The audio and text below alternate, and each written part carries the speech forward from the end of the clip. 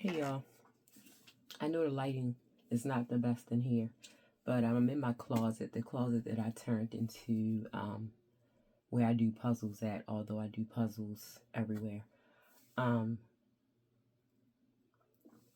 but I wanted to give you a few, I needed to come back and do the video. I said I was going to do the video about the whole teeth pulling experience. So I'm having my tea and I'm working this puzzle. So I said, let me do the video now before I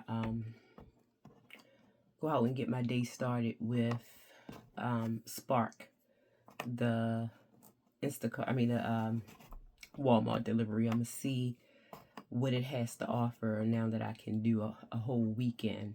So cross y'all fingers.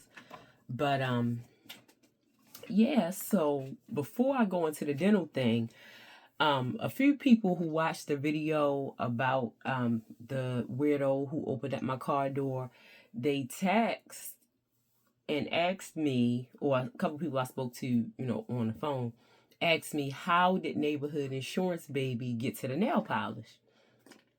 So what happened was, so for my event on September 1st, the Labor Day manifestation mixer, 2 days before that, I went down to Baltimore to have my mother do my pedicure. Those of you who don't know, she's a nail tech by trade, and she was the best. She was the best. And I promise you, this is not just a biased opinion because she's my mother. Like, she really, really was the best. And I really stopped getting my nails done after she stopped doing nails. So she doesn't really actively do it anymore, but she is a nail tech by trade. So I went to have her do my pedicure on August 30th, and I took my own polish because I wanted, like I said, she doesn't actively do it, so she doesn't have like a lot of colors, because she may do it like as a special request for a group of friends. They may be having like a ladies conference or something like that, and they will hire her to do the manis and petties, but she doesn't do it as a career anymore, so she doesn't have a lot of colors and stuff like that. So I wanted my logo colors, so I brought my own polish, and when we were leaving, I just stuck it in the side of Neighborhood Insurance Baby. He has this little book bag, and I stuck it in the side compartment of his book bag, and it's been in there since. But normally his bag is up front with me, or if it's in the back seat, it's like on the other side. It's not like where he can reach it. But this particular day, I must have set it right within his reach, and he got the polish out of the bag, and he's a very strong baby, by the way. So he was able to get it open, and he was playing with it, and it was everywhere, all over his hands, on the straps to his car seat, on his pants, on his jacket. I mean, it was everywhere. So that's how that happened. But speaking of Neighborhood Insurance Baby, you see, the other day I did the video and I was in costume. So like I said, they celebrate Halloween a week in advance here. They do the trick-or-treating the Tuesday, the week before. They do the trick-or-treating on the Tuesday before, and then they do a big Halloween parade the Thursday before. So we went to the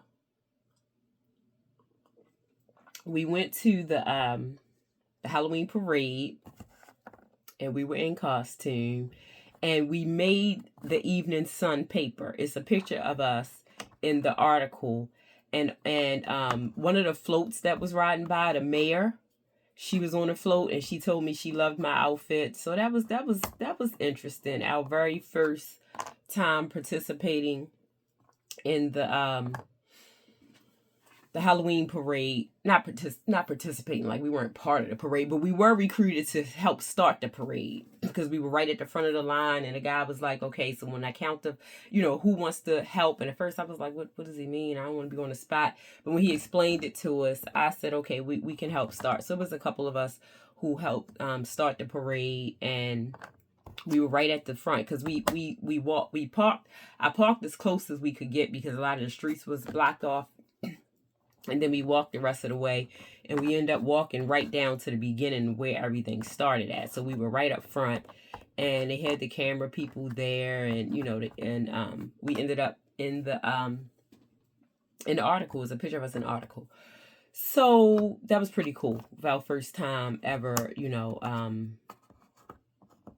going to watch the parade. I thought that was pretty cool. But anyway, so back to the dental situation. So I get there, and I read a few of the reviews, and the reviews weren't horrible. That's why, because some of the reviews were horrible for some of the dentists that took my insurance. I picked the one with the best reviews, although there was some not so good reviews for that dentist as well. But one of the things that I was worried about was waiting a long time, because that was what a lot of the complaints were about. And when I went for my consultation, I did wait a while. I think I said that in my last video. So I was hoping that I didn't have to wait a really long time, but I got there and it wasn't a long wait. I'm in the chair. The dental hygienist or dental assistant, I'm not sure exactly what they are called. She came in first. She was very nice and pleasant. And then when the actual dentist came in, I wasn't sure if he was the actual dentist because it wasn't the same guy. When I went for my consultation, and the guy who was explaining to me that he was confident that he could pull the teeth without putting me to sleep, and that it shouldn't be that difficult, it wouldn't involve a whole bunch of drilling and all of that, he was not the guy who came in. So the guy who came in, I noticed as soon as he walked in that he wasn't the most pleasant. I mean, I'm not going to say not the most. He wasn't the most. He didn't seem very friendly. He had a very unique. His energy just, I don't know. He didn't seem very friendly. I would just put it that way. So I took note of that, but I wasn't sure if he was the guy who was going to be pulling my teeth, because he came in, he numbed me up, and he left. I think he did introduce, I think he did tell me his name or whatever. Then he left. So when he left, I asked the dental assistant, I said, so is that the dentist? I said, is that the guy who's going to be, pulling my teeth? And she was like, yeah, that's him. That's Dr. whatever his name was. So I said, okay. I was just a little confused because he wasn't the same guy that I met when I came, for my consultation. And I was under the impression that the guy who I met was the one who was going to be pulling my teeth. So she said, we're just going to let that, let you get numbed up and he'll be back. So he comes back, and I'm already a little antsy because, dental procedures are already invasive because they're like all in your mouth, right? So they're already invasive. And, I know I had to get these teeth pulled. The two here were impacted, like mostly still up in the gum. So I'm antsy, right? And he comes back and he pulls the teeth. So these weren't too bad. It was really mostly just a whole lot of pressure. And I kind of do regret not having them pulled as a teen like I was initially supposed to. But one thing that happened immediately, like I said, when he was pulling, I could feel the pressure. I could feel the pulling. I could feel it, of course, in my gum, but I could feel it in my nose. And remember I said when I had the consultation with the oral surgeon, when I was initially going to get the teeth pulled about 3 years ago, and then I found out I was pregnant with neighborhood insurance baby and couldn't have it done, he was consulting with an ENT because they had concerns about if taking the teeth out would leave a hole in my sinus. But when I spoke with the other guy, not the one who actually pulled my teeth, but the one that I spoke with during the consultation, he didn't seem worried about that. And he said that if there was a hole to be left in the sinus, he could just take some of my cheek fat and repair it. So he seemed to be pretty confident that it shouldn't be an issue and ENT wouldn't be needed and all of that, right? So when the teeth came out, I immediately, now I'm numbed up, so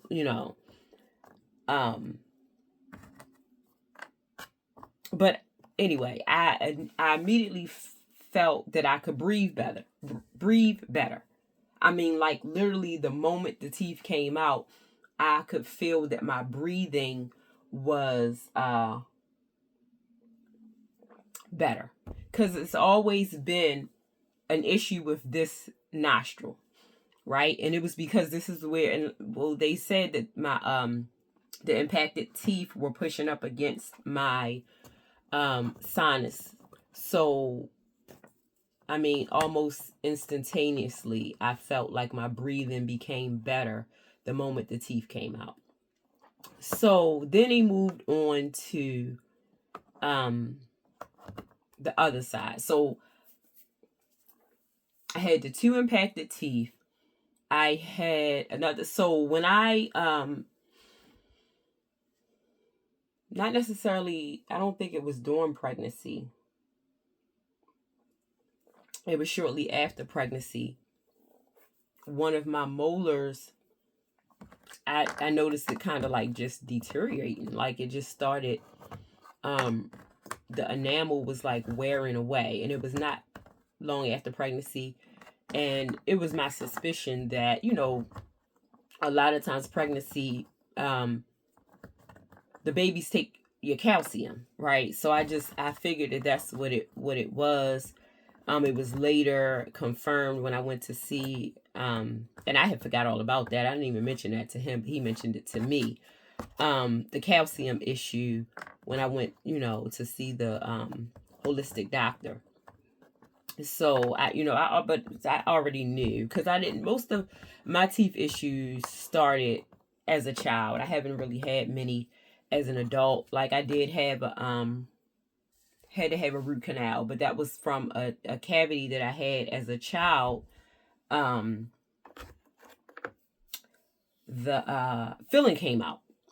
So instead of them pulling it, they was like, okay, we'll just do a root canal. And I got the root canal started, but I never went and got the replacement tooth put on top. And it had been that way for years. I know, like over maybe 11 years, I had the root canal that I never went and got the replacement tooth put under. So like maybe a month ago, was it the day of my event? It might have been the day of my event. A little after the event, I'm sitting there and it just, the little whatever it came out, the root canal tooth, it kind of like just came out, broke off. So I'm like, okay, wow. And I have a theory. I'm not even going to mention that yet. I'm going to give it a while just to see how the theory checks out, and then I'll come back and update you on what the theory was. But yeah, so that came out. So after that came out, I'm like, okay, let me just call and go ahead and see if I can find have these teeth removed. So when he got over to the one that I said I started noticing, you know, the enamel wearing down and everything right after, not long after I had the baby,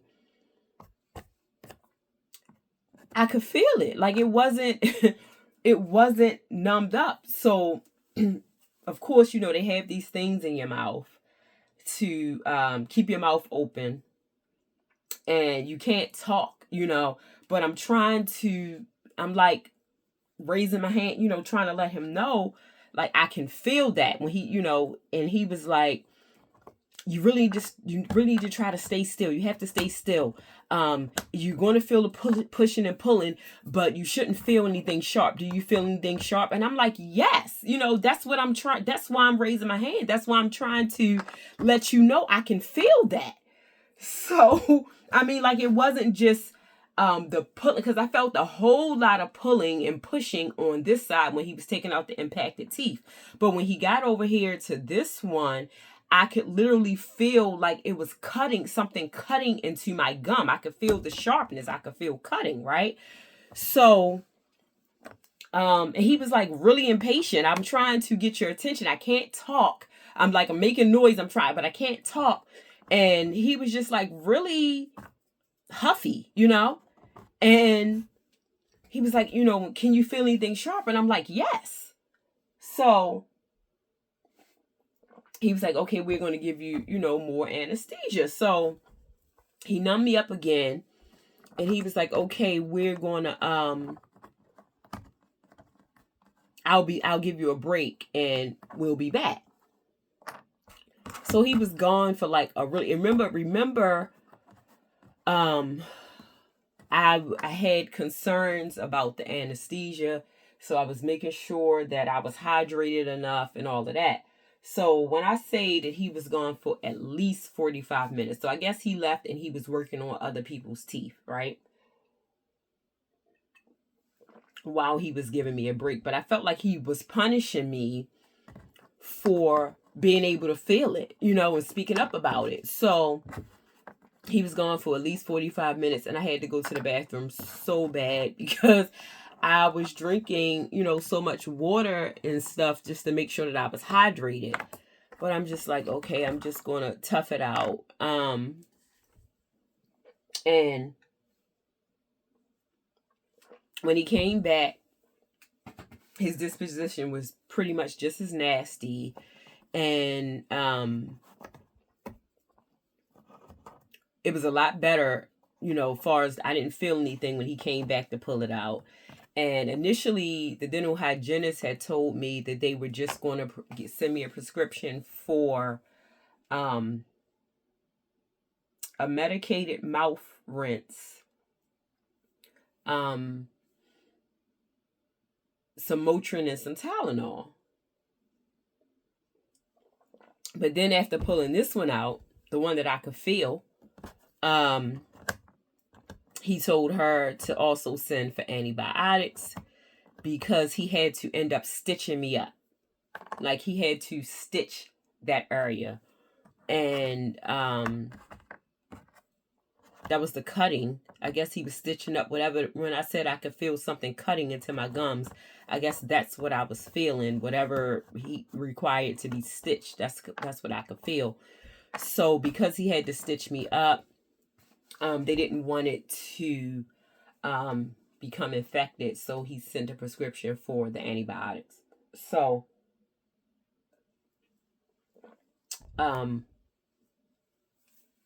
you know, after he was done, he was like, we're all done.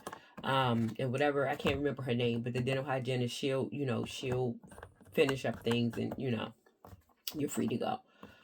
So, I mean, like, sober, his bedside manner was horrible.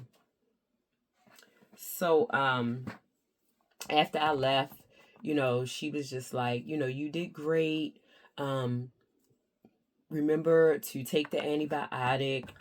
The stitches, they will dissolve on their own within a certain amount of, you know, days. There's no need to come back to have them removed. They dissolve on their own. But, you know, when anytime something requires stitches, you know, we give you the antibiotic just as a precaution, blah, blah, blah. So after the procedure, I received a survey via email and text about the service, and I explained to them exactly what I explained to you guys about the dentist, his disposition, how he didn't have a good bedside manner. He was kind of cold, rude, and I also explained how the dental hygienist, she was very nice, she was reassuring, all of that. So as I'm on my way, so y'all know when they was like, the stitches will dissolve on their own. I'm like, okay, what are these stitches made out of? But I didn't go there. I just, whatever. So when I'm on the way home, so from my house to the dentist, it's like an hour and 7-minute drive.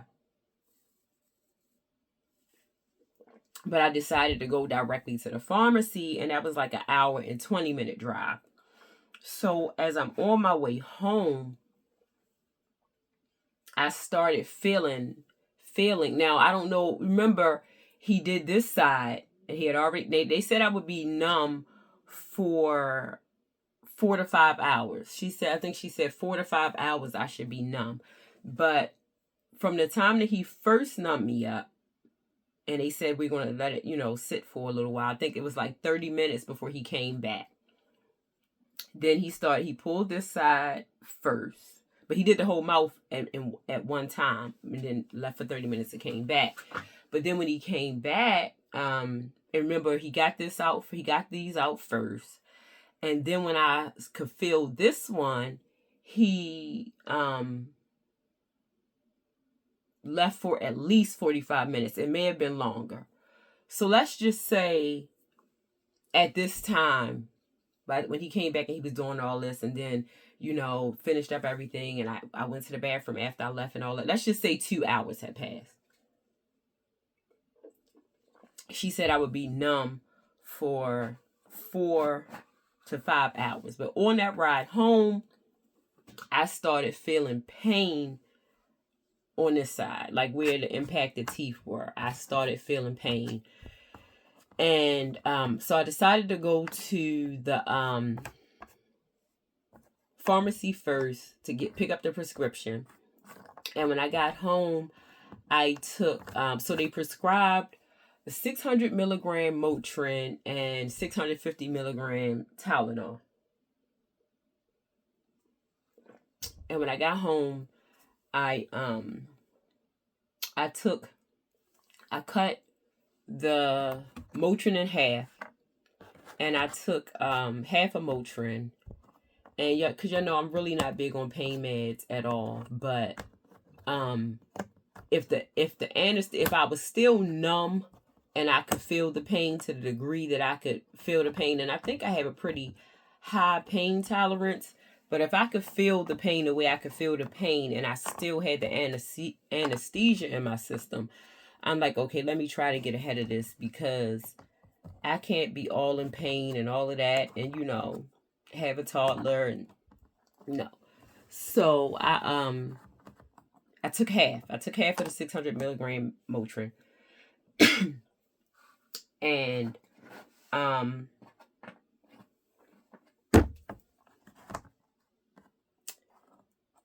and so the antibiotics, and I'm not recommending anybody else do this. This is just me, right?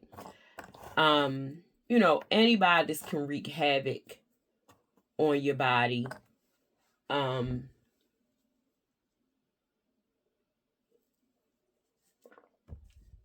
I'll just leave it at that. Antibiotics can wreak havoc on your body. So, and if I didn't have neighborhood insurance baby to care for, I probably would not have taken them at all.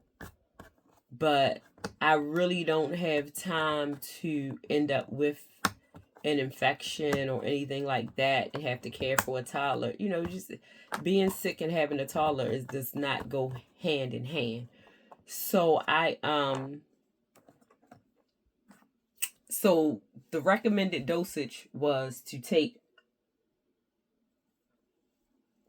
I think it was either 3 or 4 a day.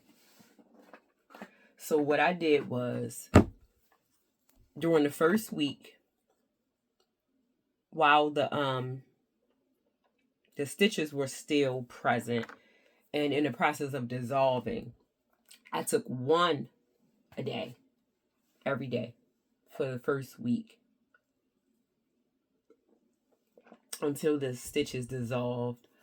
But I did also make sure I took herbs that are natural antibiotics. And I also made sure I took a whole lot of probiotics. Because like I said, antibiotics can wreak havoc. So I did at least take one every day while the stitches were still present in the process of dissolving. And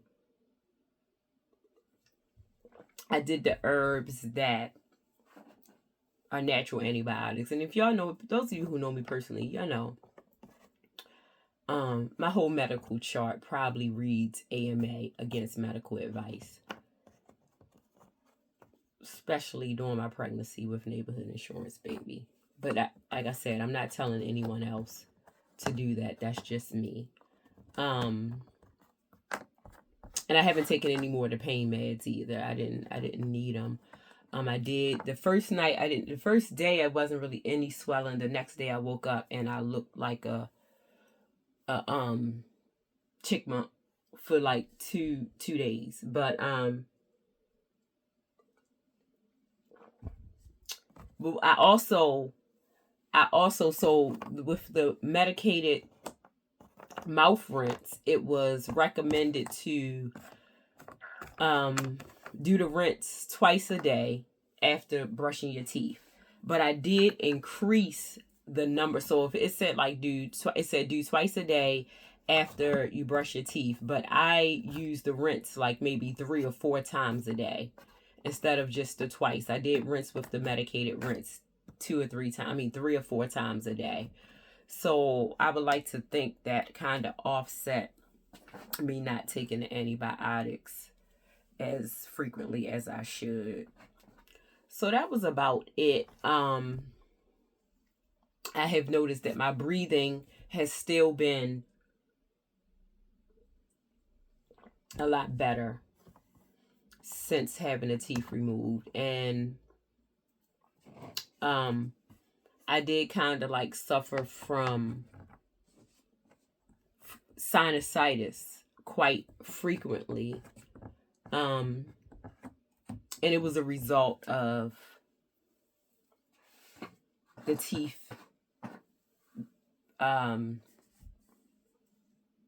pressing against the sinus. So I'm hoping now that the teeth are gone and my breathing is noticeably better. I don't feel like something, the teeth aren't pressing against the sinus anymore. I'm hoping that I don't experience any more of the sinusitis as well. So I will keep you guys posted. I just wanted to give you that update. I will be back to tell you about my theory. I'm just waiting a little while just to, kind of collect the data, if you will. And that's it. I'm about to go out here and start my day with Spark. I need to eat something first.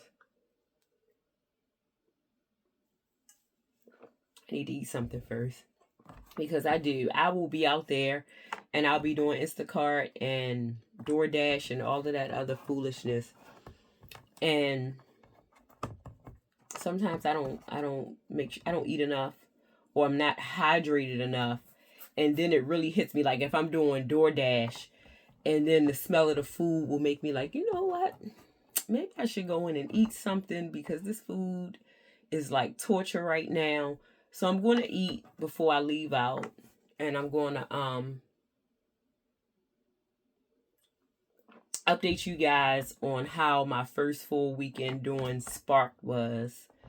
So I'll talk to you guys soon.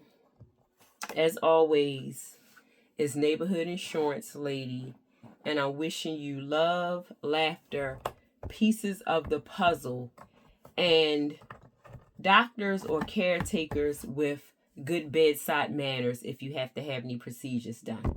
Talk to you soon.